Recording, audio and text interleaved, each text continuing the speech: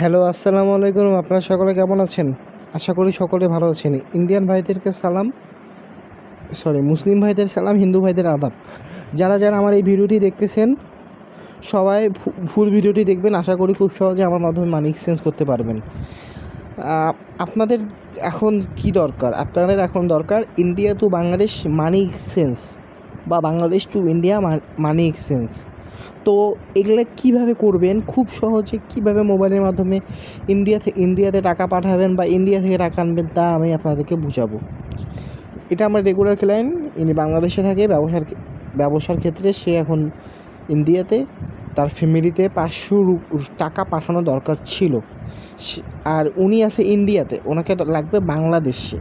তো এরকম আমাদের অনেকেই আছে India to Bangladesh money exchange প্রয়োজন হয়।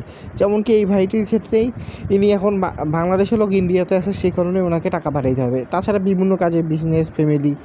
তো ওই টাকাগুলো আপনারা কীভাবে এক্সচেঞ্জ করবেন, অনেক খুঁজতেছেন, কিছুই পাচ্ছেন না, তাদের জন্য দেখেন, প্রথমে তো আপনাদের প্রয়োজন হবে Indian Google pay, PhonePe, Paytm number, যা শুধু আমরা দিয়ে থাকবো, ঠিক আছে, বা স্ক্যানার।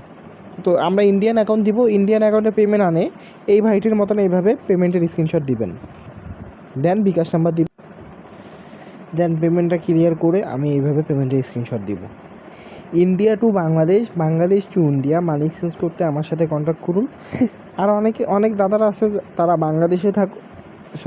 বাংলাদেশে আছো, ইন্ডিয়াতে ফ্যামিলিকে টাকা পাঠাইতে হবে, সেক্ষেত্রে আমার বিকাশে টাকা দিবা, দেন